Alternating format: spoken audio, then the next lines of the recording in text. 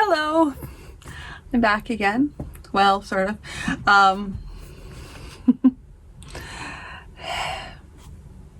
Thank you for joining me tonight. I am either going to, doing a bunch of batch filming. Well, not a bunch. I'm doing some batch filming of this, I think, maybe. I realized as I was like sitting down to like, okay, I'm gonna like record a bunch of chapters. I don't know if I have to. Maybe if I'm super lucky, the next chapter will be fine. However, that does not seem to have been the case. So I may have to like record, but I'm going to be recording. And I mean, they may not be posted. Well, I'm going to post them the same day. So whenever it happens, there's going to be 2 of them. So I'd like to apologize to everyone because I've just been it's been some times. Neither here nor there though. For those of you just tuning in, you might be wondering what I'm babbling about. I am reading my dad's manuscripts, and if you're interested in listening to me telling stories, feel free to go back and watch some of the previous books that I've read already. One of them's actually already been, yeah, one of them I've already published, which is Talisman of the Winds. That's available pretty much everywhere. And then I'm working on the sequel to that, which I've also read. So these are all things I've read online. If you're interested in hearing me tell stories rather than babbling, go back to past broadcasts and listen a little bit longer, and there'll be me actually telling a story. I'm currently almost done. Plague Wizards. And it's been a very problematic story, not just because of the some of the subject matter, but also because of horrible technical issues. Having said that, I am going to start in on Third Time's a Charm. You will not have seen it, but this is my 3rd time attempting to record this. And that is chapter 13 of the Plague Wizards.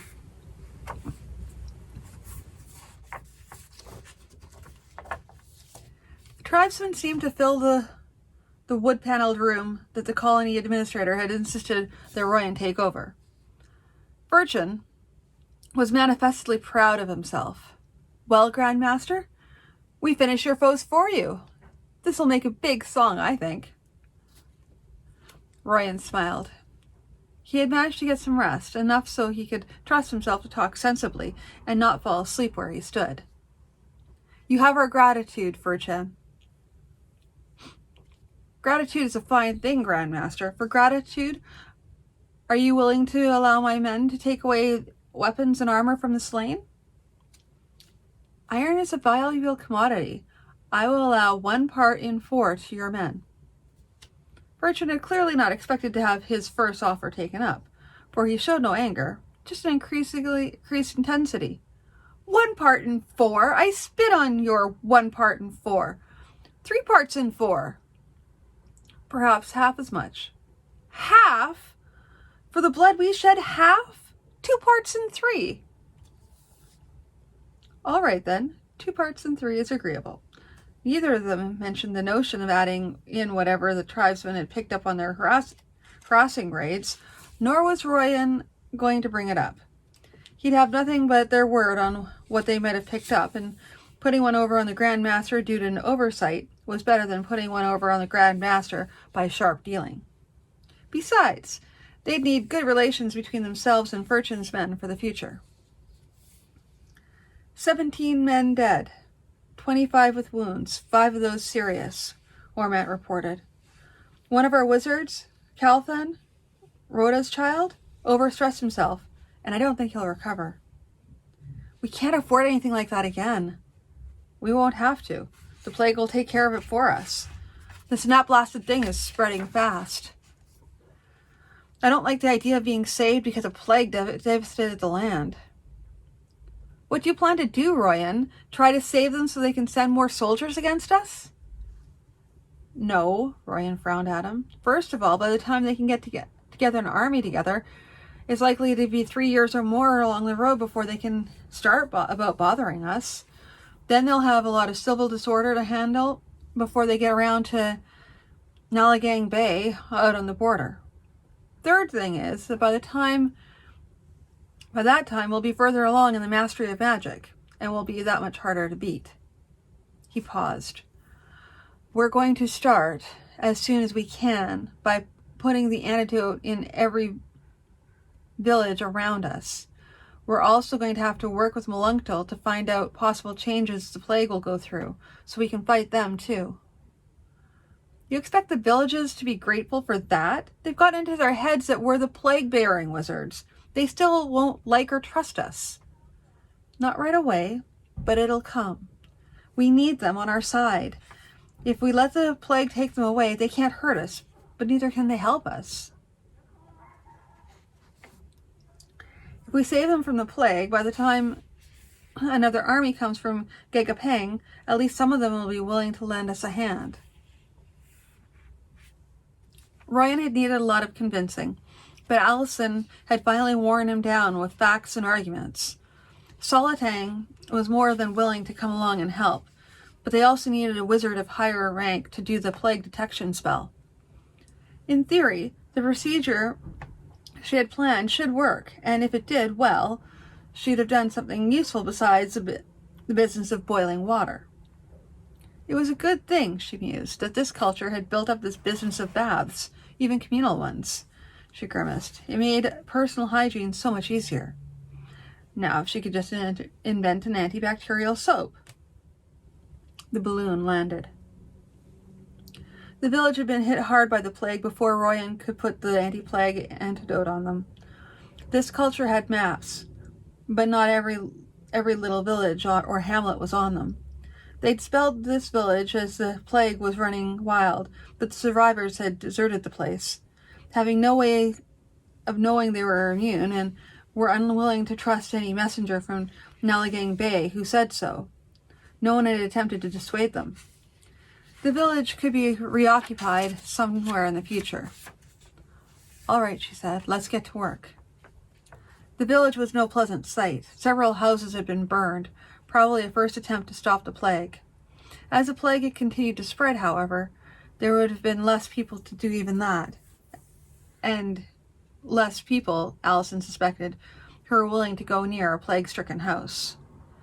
Some had fallen in the act of fleeing the village, and some had fallen in the act of getting water or working the fields. The smell was bad, though not so bad, Allison supposed, as it would be in an enclosed place. I hope I can get what I need without going into any of the houses. She took a hesitant scraping from a dead hand, smeared it on a slide, and told Solitang, "All right, hit it." He did, projecting the image onto a sheet set up on a wooden frame for the purpose. A little bigger, that's it. Now, Fangan, cast the plague detection spell just on the slide. It needed not just power, but finesse to do something like that. Another reason why they needed an experienced wizard.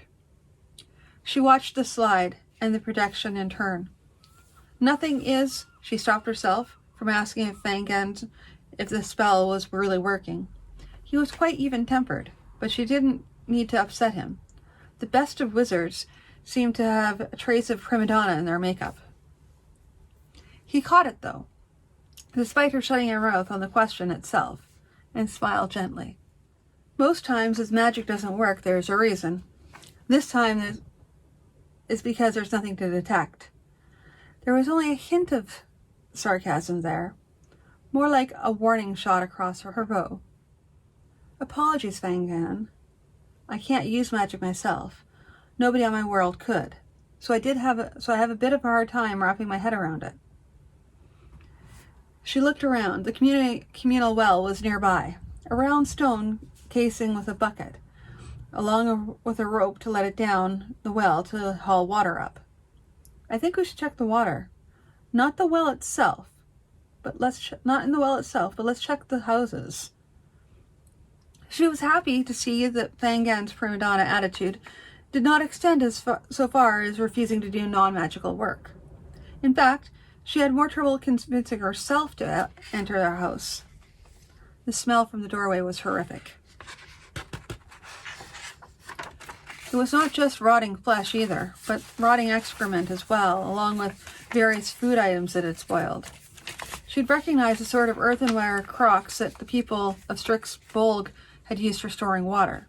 She removed the lid and saw at the bottom a couple of tablespoons of water. She hauled the crock out into the comparatively fresh, clean air in the street. Fangan was coming out of another house with a crock, and Solitang was coming out empty-handed. Crock's empty. Should I try another one? Allison shook her head. No, let's see what we have here first. Fangan, this time, before I prepare the slide, could you cast the detection spell just on the water that's in it? Could save us all a little time and trouble. Certainly. First, I should replenish my available power. Solitang, light a small fire. Allison felt a touch of annoyance at his assumption of the right command, but said nothing. That was the way of it in the household. A senior member could give orders to a junior member, and the junior obeyed. There were restrictions on this right, but they were all traditional. Learned as one grew up, but not written down anywhere for handy in some manual for from strangers from foreign worlds. The fire was soon burning. Not a large one, just big enough to burn up the few grains of cereal Fangan tossed into it. He then spoke words of a spell. Allison nearly cracked up as Solitang muttered, "Alakazam," in her ear. The water in the crock glowed. Aha! How long will it stay glowing, Fangan? A difficult question, Allison. Not longer than half an hour, I suspect. Should be plenty. She went to work as quickly as was consistent with careful work, dabbing a little touch of water on one of the slides. Try this one, Solitang. The first attempt showed scattered blotches of red on the slide. Crank up the magnification. Solitang spoke, and the blotches showed up as little rod-shaped things with a touch of red around the edge. There, gentlemen, behold your plague. Solitang was already pinning a piece of paper to the sheet. It's moving. I can't trace it accurately if it moves. Allison looked at the older wizard. Fangan, is there anything you can do? Yes, just a moment. I don't think I can make the bacteria itself. The bacteria itself hold still, but I can make the image on the paper hold still long enough for someone to trace around it. He paused for a moment. Ah, yes, this is the one. He spoke a phrase, and the image on the paper stayed still. Solitang went to work. So, Allison, have we got what we came for? We have a very minimum of what we came for. I'd like to check various things to see whether the bacteria can hold on to cloth, fleece, and the like. I hate to sound macabre, but I could have wished for some samples of liver and kidneys to see if it lived there too. Cutting up dead bodies? She suddenly realized she'd never thought to ask anyone about taboos involved with death or dead bodies. She shook her head. Wouldn't be worth it. Not in the condition these are in. That's something to be left for another time, if ever. She tossed in the last two words in an effort to assuage any bad feelings Fangan might have about the matter. She'd try to put it off entirely until she had a chance to ask Ryan about what she might be getting into. To test other things, do you really need to see the bacteria themselves? It's not enough to use a detection spell on each of them? You're right, of course. I've been thinking too narrowly again. While Solitang finished up the tracing, Fangan went around putting detection spell on things Allison indicated, she wrote down the results on a tablet. She wrote in English, sometimes putting in the Rostanite name after, if she was sure of it. On the trip back, she'd have to put the notes into Rostanite so that anyone could read them. Oh boy. When Solitang had finished, and when they'd completed a fairly full catalog of just what things the plague bacteria could be found on, Fangan asked, "So, are we done then?" "Close to. I'd like to do some magnifications of some things, fabric, hide, and the like, just to be absolutely sure." She caught the look on his face and said, "Just for my peace of mind, Fangan.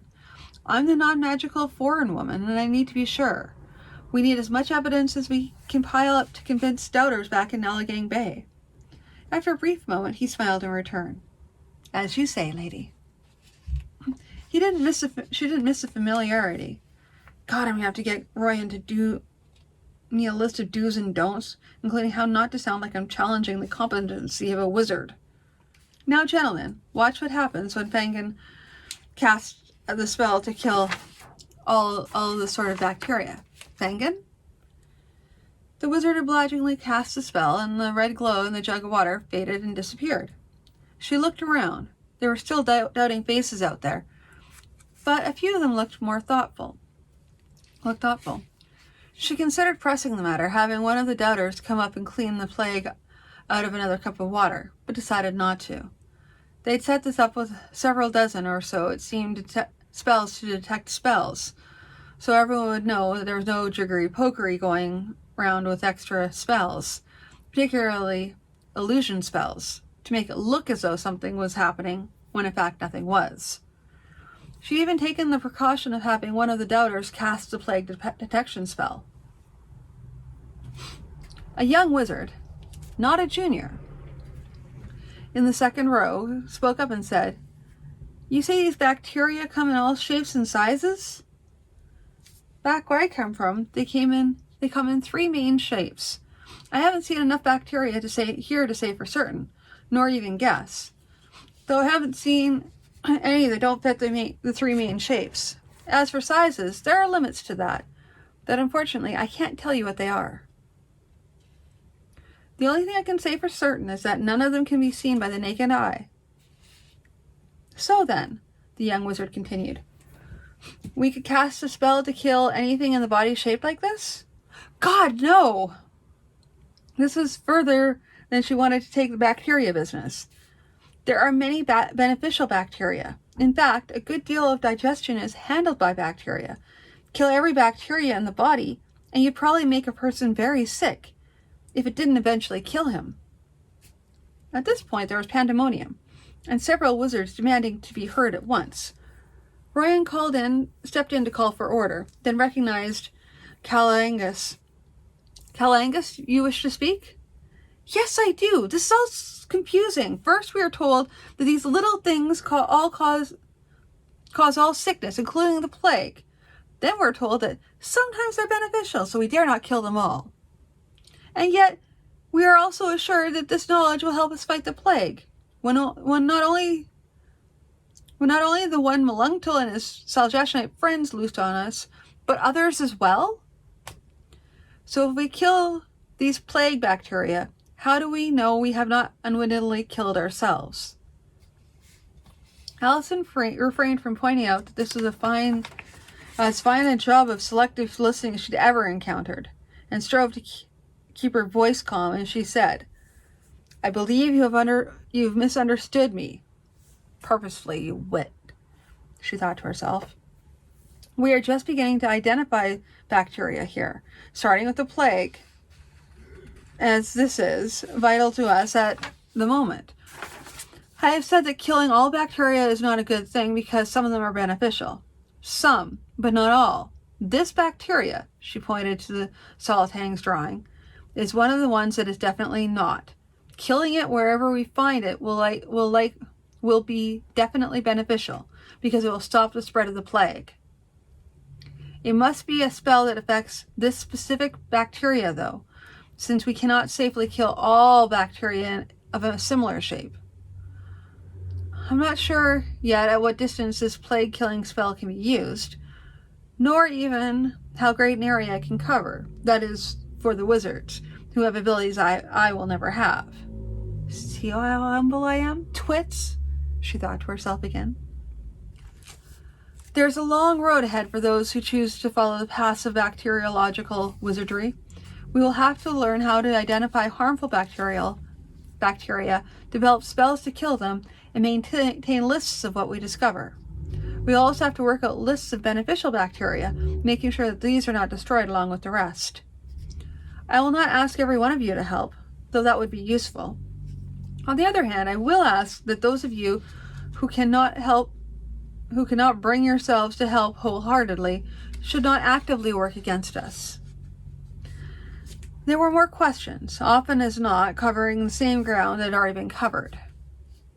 And Allison maintained her patience, answering each one as though no other magical twit had asked the same one in different words. Finally, Royan spoke up. It's clear we're going over the same ground again and again. I'm going to ask Allison to dictate a paper to Solitang, giving as much detail as possible, and have this copied to each so that each of us can read it for ourselves. I will also ask, no, command, that those of you who find they cannot accept this thesis do not hinder those of us who do. I will have one more thing to say which makes this all the more important. Long-range use of the detection spell has shown areas of the plague that seem to have developed out of one of those sent by the Saljashan. This means that we are facing a new threat before we have properly dealt with the old one.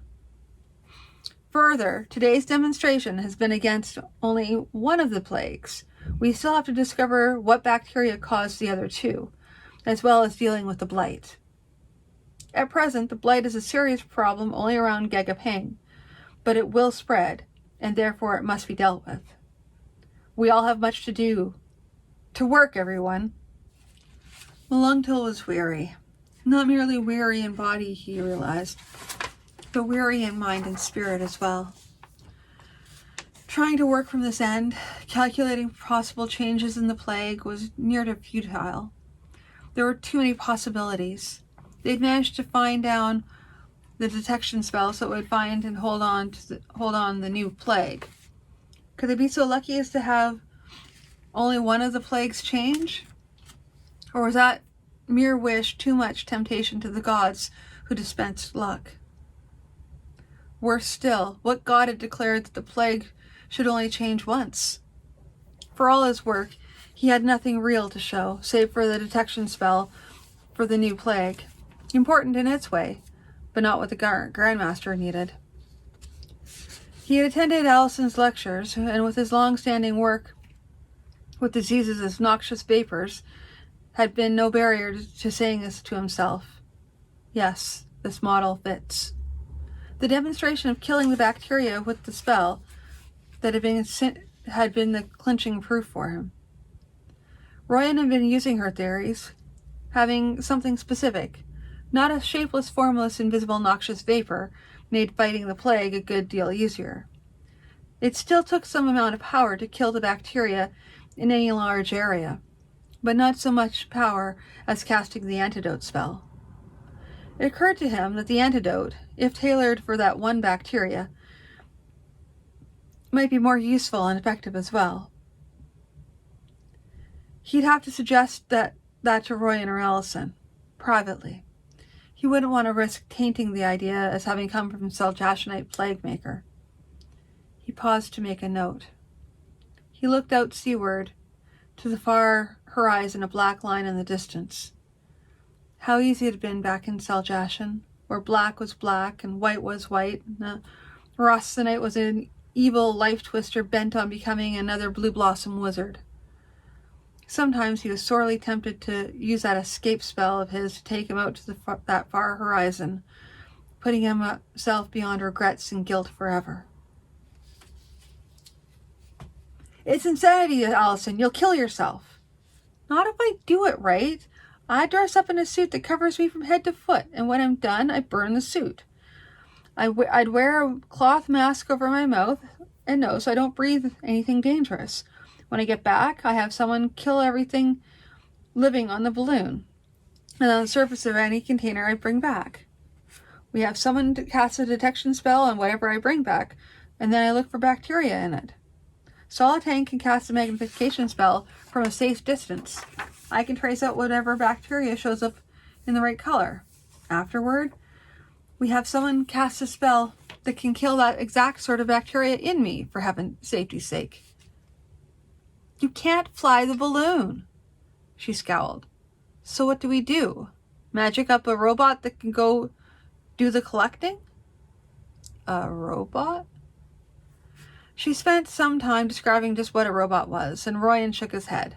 People have tried, from time to time, to make some sort of magical servant, but it's never been possible, starting from a plant or plants. There are rumors about wizards doing a sort of thing with a human being, but it's something reputable wizards wouldn't stand for, and they'd probably band together to punish anyone who did. Even trying to do it starting with animals is a little dodgy.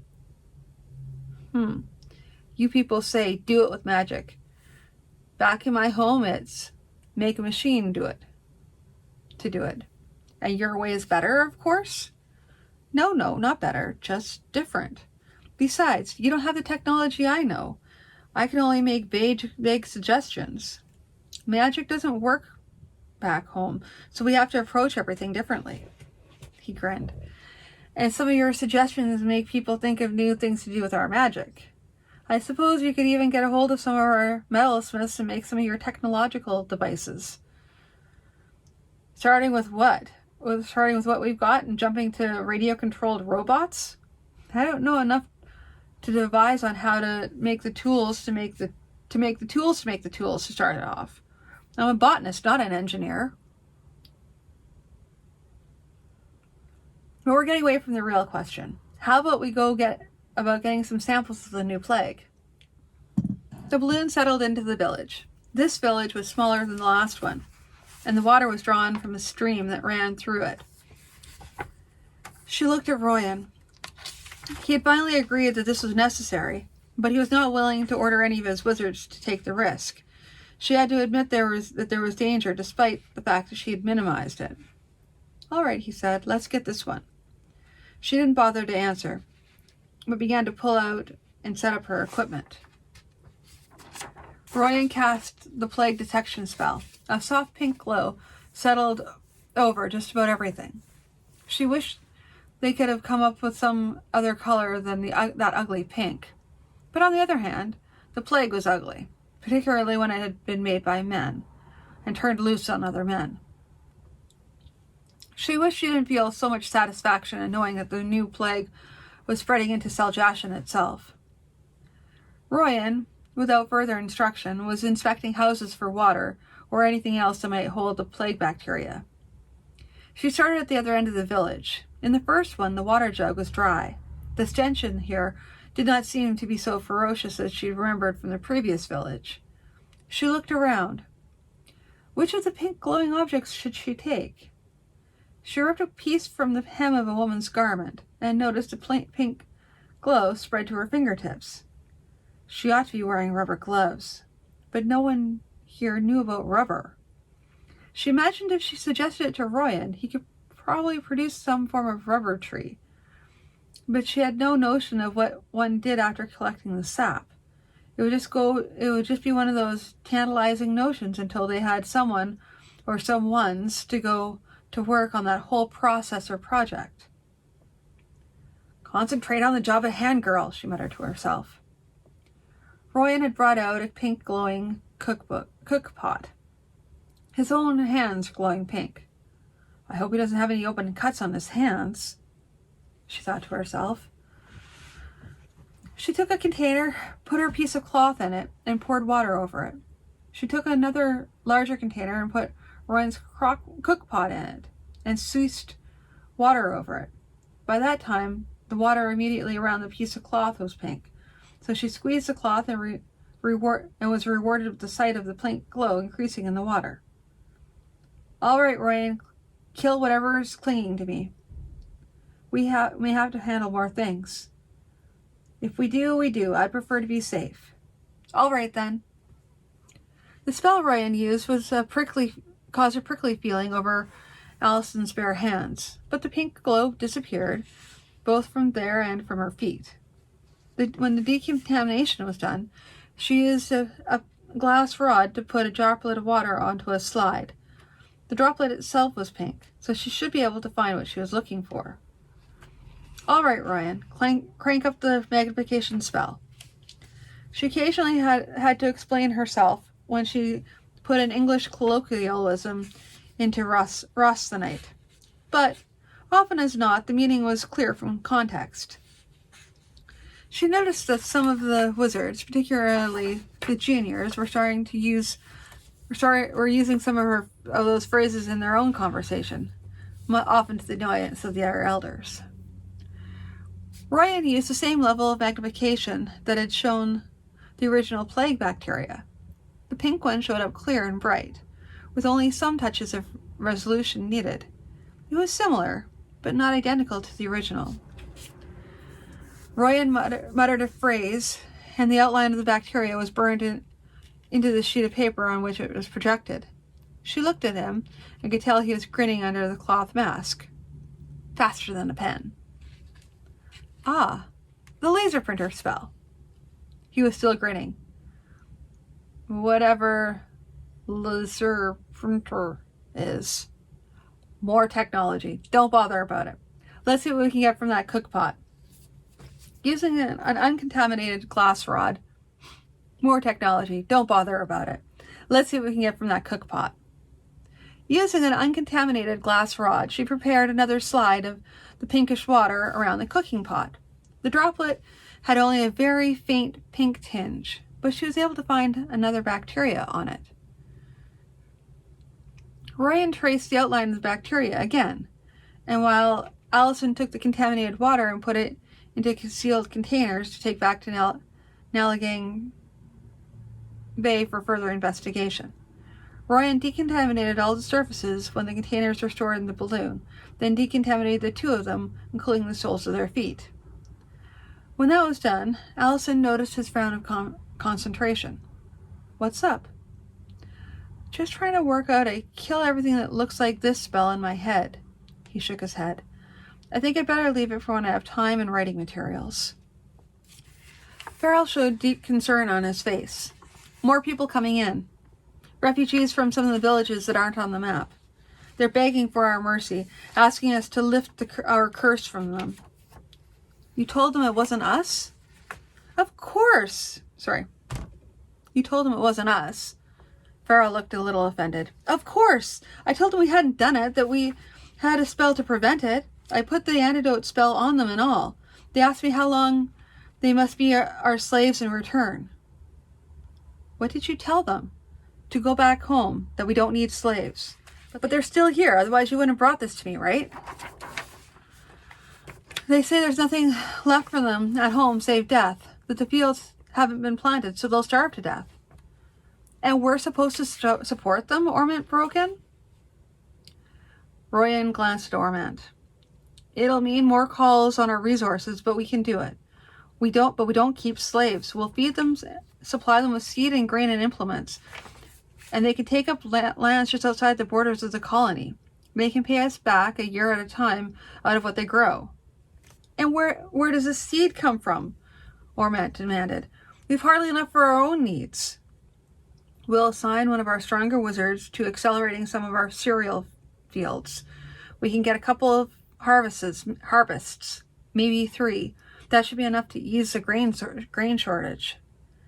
Yes, and accelerating those fields means they have to have time to recover, or a lot of fertilizer. We'll do it. One thing we have here is an abundance of land, but not enough people to work it. We've already got some of the servants doing field work, but they were never trained for it, and a lot of it's not being done right. We need these people. He paused, and something came to him. Do any of them have wizard potential?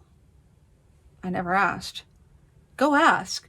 We won't take children under 12, unless they're orphans with no one to look after them. Nobody too young to decide for themselves that they want to be wizards, but you're allowed to paint as golden a picture of life as a wizard as you can manage. I'd say we ask them to turn over anyone with wizard potential, everyone old enough to walk. No, Ormant, I won't add the reputation of child stealer to plague wizard. Go on, Farrell. Take my word to the people at the gate. Ormant, I need to talk to you.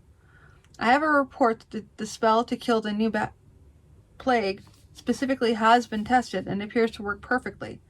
The only problem is we have is that we still have to find an outbreak of plague before we can make use of it.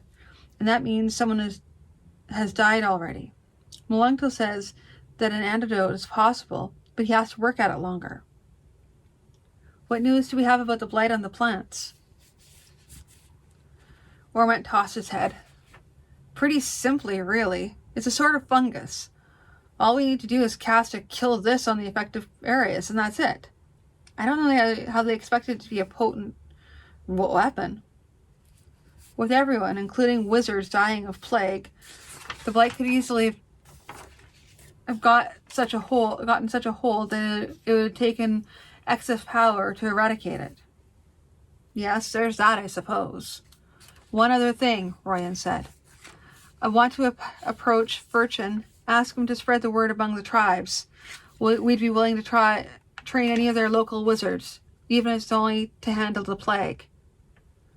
Tribesmen? You'll let tribesmen in on our secrets? Ormant, you know as well as I that Tangrel smashed up wizardry in Gagapeng pretty badly.